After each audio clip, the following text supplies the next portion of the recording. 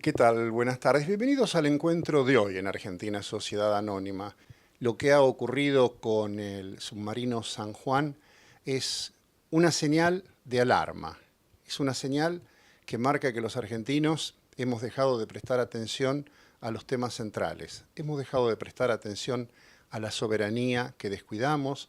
Hemos dejado de prestar atención al desarrollo que descuidamos. En definitiva, estamos descuidando la continuidad del país, porque las decisiones políticas de un momento a veces son como el tsunami. Tarda en llegar, pero cuando llega destruye. Y lo hemos vivido en distintas circunstancias con distintas administraciones.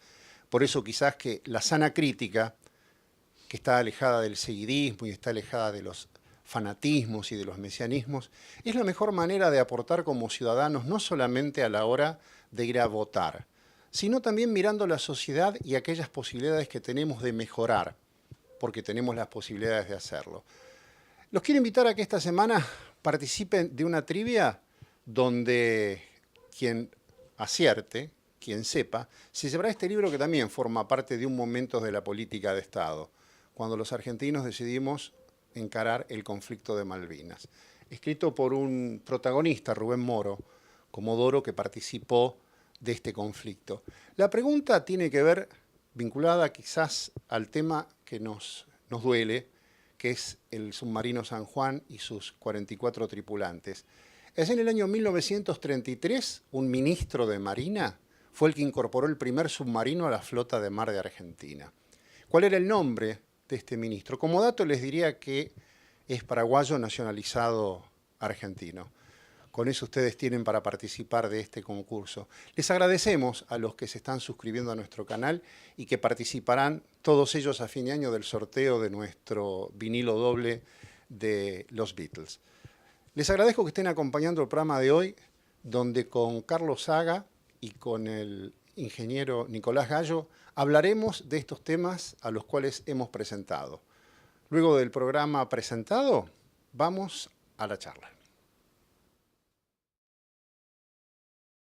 A los anunciantes y participantes de este programa nos interesan los argentinos y el futuro.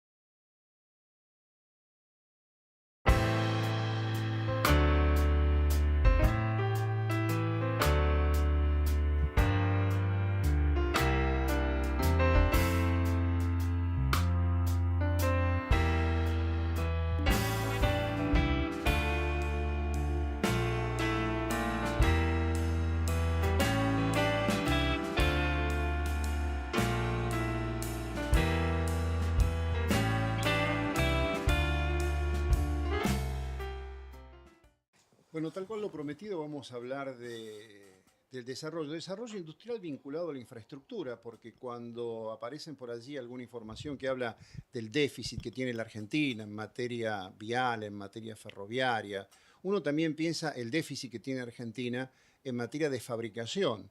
Y bueno, ahí es donde uno recurre a aquellos que tienen claro el concepto y tienen claro la estrategia, esto que decimos en llamar el análisis no partidista, sino la visión por el desarrollo nacional.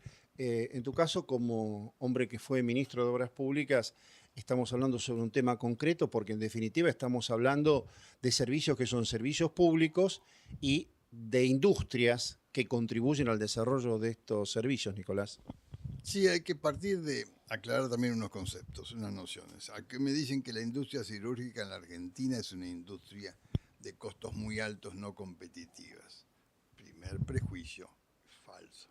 La industria argentina siderúrgica, que alimenta tanto la metalúrgica pesada como la liviana, es una industria que demostró ser competitiva en un mundo muy duro.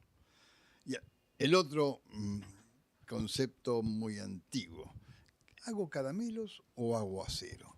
Entonces, yo no recuerdo una cosa que me haya violentado más. Entonces me pongo a preguntar, ¿qué hace Francia? ¿Qué hace Alemania? ¿Qué hace Japón? ¿Qué hace Inglaterra? ¿Qué está tratando de hacer la India? ¿Caramelos o acero? Hacen acero. Pero que el acero es una industria base que no solamente da un índice del desarrollo económico, está dentro, sino que además es un gran promotor de la economía, multiplicador de la economía. O sea, no solamente es de países como Japón, que no tienen ni siquiera carbón. ¿En qué lo usa? Y luego lo desarrolla en tecnología que está vendiendo en el mundo entero.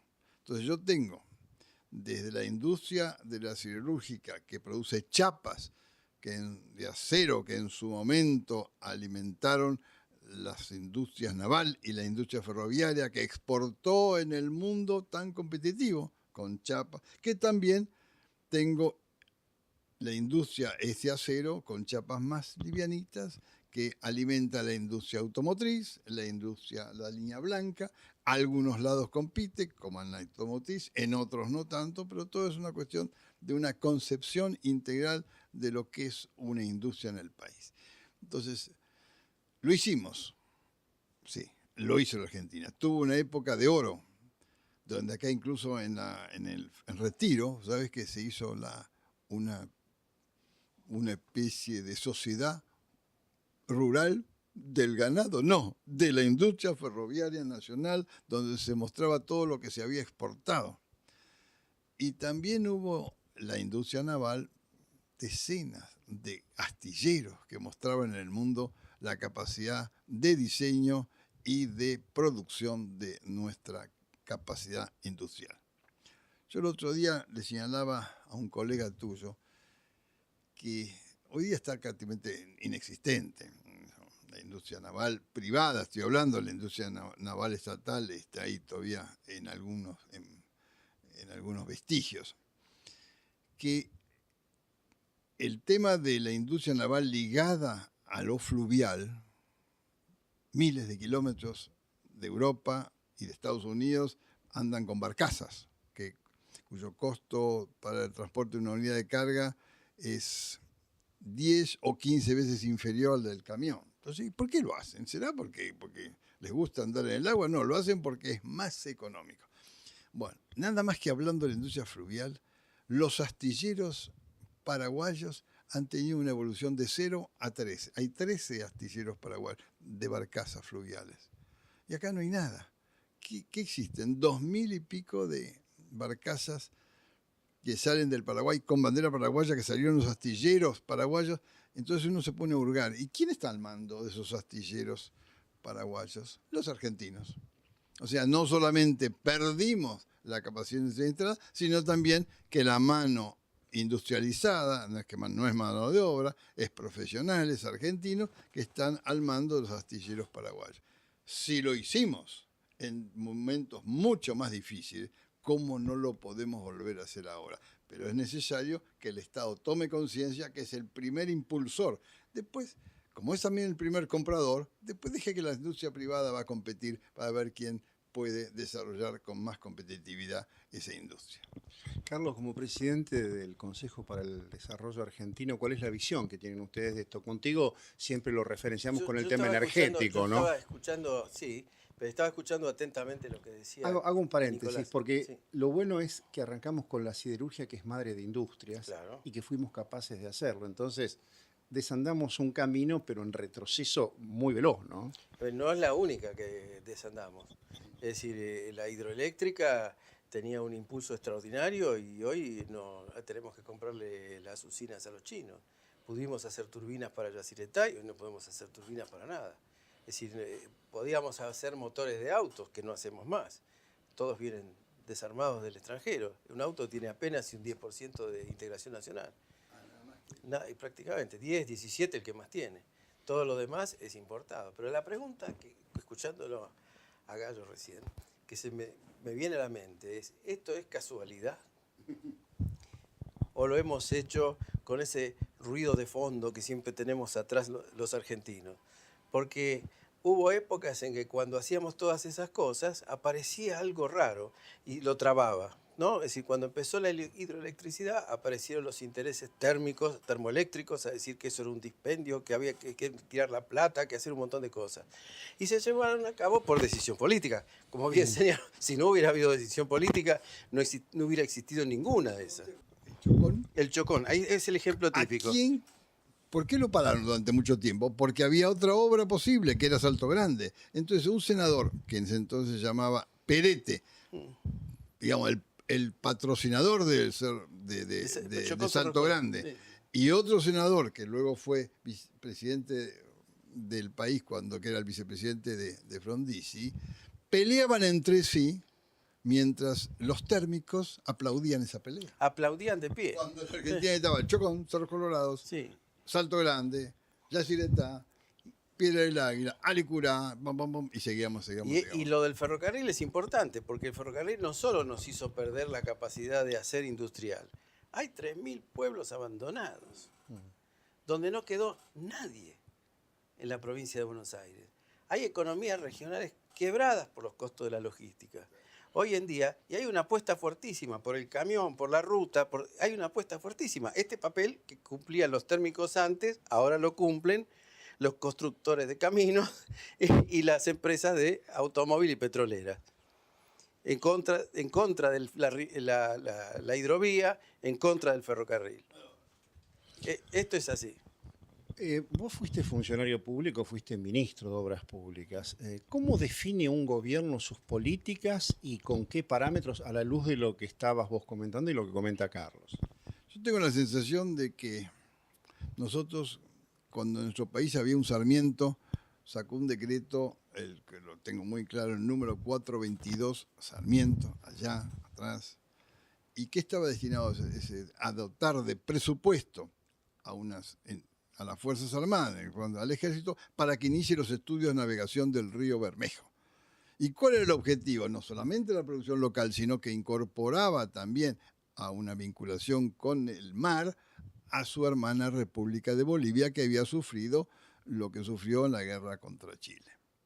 Entonces, con esa visión, que Sarmiento seguramente no iba a gozar la mirada porque es un proyecto complejo en aquel tiempo, hoy ya no tanto, pero tenía la visión. Y yo tengo la sensación de que, salvo algunos esporádicos ejemplos como el de Frondizi, no hay visión de estadista de futuro en nuestro país. Estamos viviendo con lo nuestro y simplemente con una vocación de corto plazo. Acá el largo plazo no existe porque políticamente nadie lo sabe presentar en sociedad. Carlos, el tema de la inversión suele ser a veces el nudo gordiano que te dicen los funcionarios, pero no hay plata, ¿y quién va a invertir? Eso es relativo porque si hay plata para pagar las LEVAX, hay mucho más para la industria siderúrgica. Eso es una mentira y es una falsedad absoluta. Y viven haciendo, muchos funcionarios viven haciendo estos globos de falsedades para que nosotros, mucha gente que quiere ver otra cosa, no la pueda ver porque se crea que no hay dinero. No hay dinero para lo que nosotros decimos. Es una cosa diferente, completamente diferente. Entonces ahí estamos, hoy estamos pagando 59 millones por día de intereses de la LEVAC. Por hora, perdón, me corrijo, por hora. 59. A este paso que vamos, a fin de año vamos a estar cerca de los 80 millones por hora. O sea, y no tenemos plata para hacer siderúrgica, y no tenemos plata para hacer trenes, y no tenemos plata para hacer más centrales nucleares, y no tenemos plata para nada. La famosa ley del PPP, participación pública y privada, donde le dicen al privado, haga usted la obra y después vamos a ver cómo la recuperamos con garantía del Estado. No es nuevo, pues no solamente salió una versión anterior en la época de la Rúa. Nosotros en la época de la Rúa tampoco inventamos nada. Me refiero a la autopista del Sol. La autopista del Sol es un ejemplo clarísimo de cómo funciona el PPP, donde ¿qué hizo el Estado? Le otorgó una concesión a largo plazo a un grupo de inversores y que iban a recuperar el dinero con el peaje. Ahora, si viene después alguien que con una decisión populista ese peaje no lo van a cobrar, le voy a bajar el peaje, lo reventaron al privado. Entonces, es muy simple. La inversión privada está disponible con garantía. Seguridad jurídica. Sí, lo que pasa es que también la seguridad jurídica en estos casos viene acompañada de una política de Estado. Sí, es la visión. No tenemos la visión, no está. Y lo peor de todo es que no se puede generar la masa crítica porque la estrategia política en general, tanto del gobierno como de la oposición, es la guerra entre sí, permanente. Es decir, la famosa grieta y todas esas cosas no es más que una guerra de guerrillas entre grupos políticos que impiden la formación de cualquier política de Estado. Porque para que se genere una política de Estado, lo mínimo es el acuerdo. si lo que prima es el desacuerdo total o la imposición o el rechazo, es imposible crear una política de Estado. Es una cosa impensable que pueda surgir de eso. Quizás sería tiempo de recordar a Martín Fierro, ¿no? Los hermanos sean unidos porque esa es la ley primera y en definitiva la sociedad que estamos viendo en la Argentina, donde los políticos, como está bien diciendo Carlos, lo que terminan es convirtiendo en una sociedad cuyo resultado es la suma cero. Vamos a quienes cada semana auspician la línea editorial con estas ideas que proponen una Argentina mejor, que es posible, y volvemos al diálogo con el ingeniero Gallo y el licenciado Haga. Argentina Sociedad Anónima, un programa de complementaciones y no de controversias, es patrocinado por ADE, una empresa que habla su mismo idioma con las respuestas que usted necesita, con sus divisiones Medicina, Física Nuclear, Industrial e Investigación. Sensortec, la sinergia del compromiso con los programas que el Estado Nacional ha puesto en vigencia en la Argentina, proveedor de industrias y sectores estratégicos. Conuar FAE, una empresa argentina que exporta tecnología a los mercados más exigentes. ENSI, empresa neuquina de servicios de ingeniería, una empresa argentina produciendo agua pesada de la más alta calidad internacional. Instituto de Radioterapia Fundación Marie Curie, ofrece la más alta tecnología en radiocirugía esterotática del país, garantizando eficacia, calidad y seguridad. Asociación Argentina de Carreteras, desde 1952 por más y mejores caminos. Copsol, empresa de ingeniería, proveedora de las industrias automotriz, aeronáutica y nuclear, 30 años de experiencia contribuyendo al desarrollo nacional. Profesión Salud, la publicación de la Fundación Comisión de Medicamentos, 16 años brindando información con los máximos especialistas en fármacos de América Latina. Transportes Cervemar, la seguridad de llegar.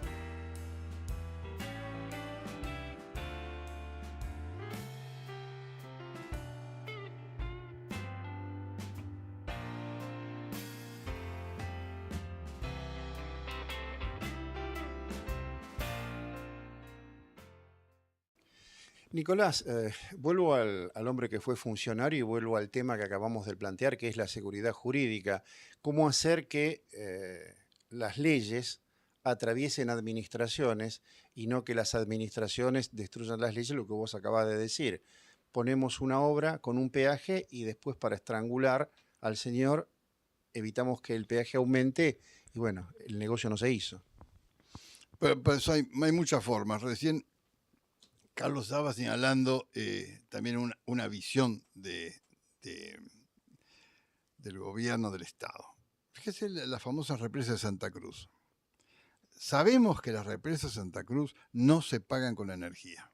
Entonces, va a haber un concesionario que va a tener que vivir del subsidio, salvo que las concesionemos más integralmente. Concesionemos la cuenca, de manera tal que esas represas puedan alimentar sistemas de industrias con alto consumo energético.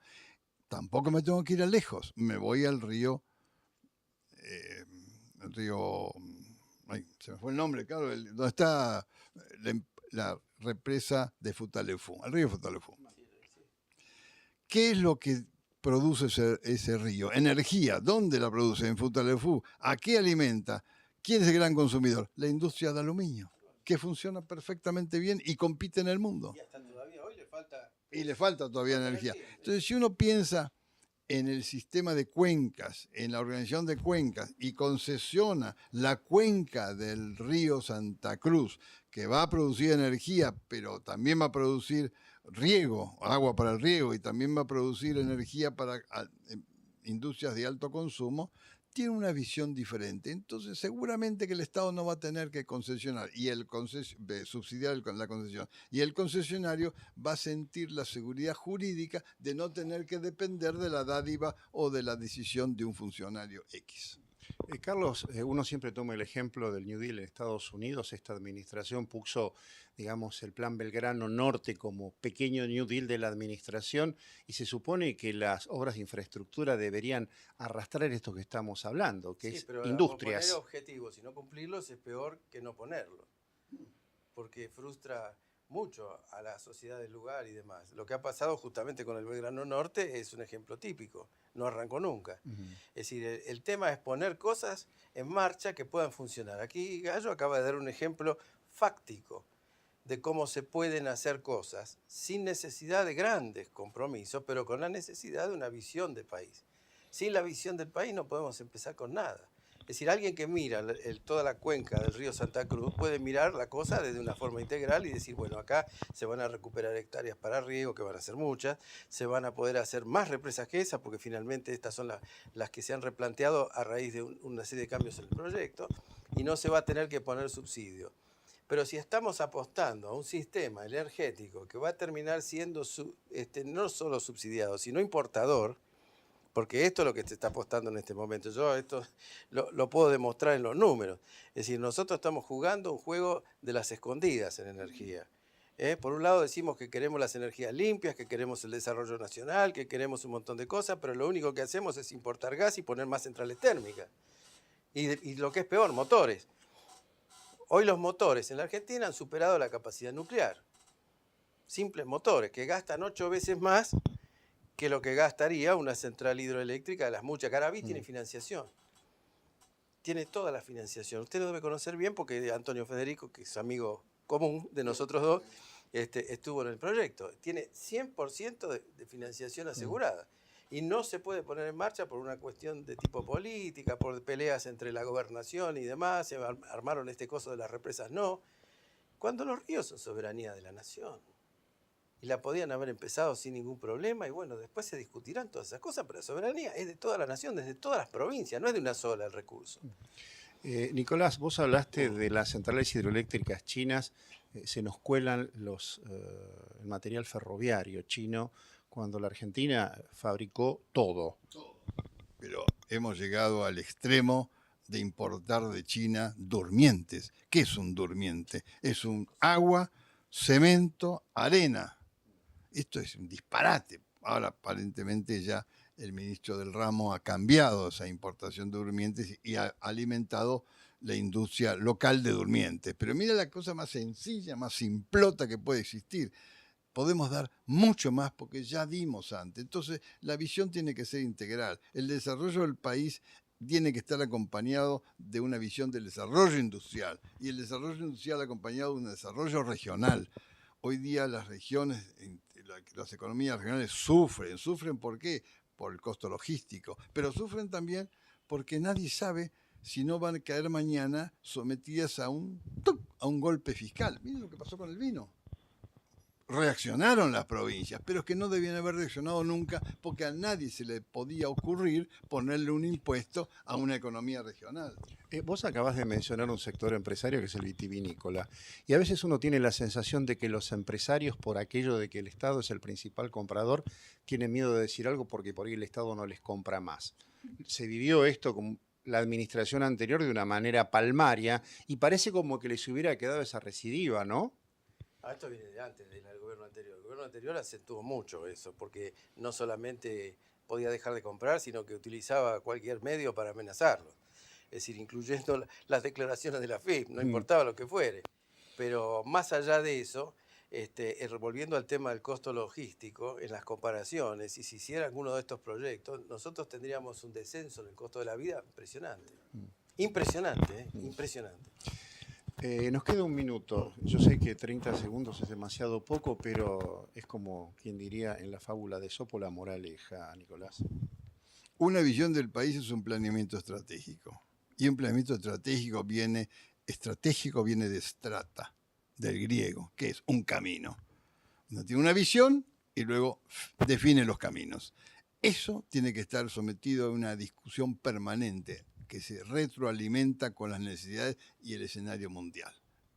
Carlos, tu visión nacional. Yo coincido casi en 100% en lo que acaba de decir Nicolás, porque en realidad si no tenemos una proyección, un proyecto general, un concepto general del país, es imposible que hagamos grandes cosas. Cuando a uno le dicen, no, hagamos las cosas chiquitas, los submarinos de bolsillo, los reactores de bolsillo, las cosas de bolsillo, después nos quedamos con que no tenemos nada. Es decir, en realidad el país era grande cuando hacía cosas grandes. Y lo grande viene cuando tenés industria grande.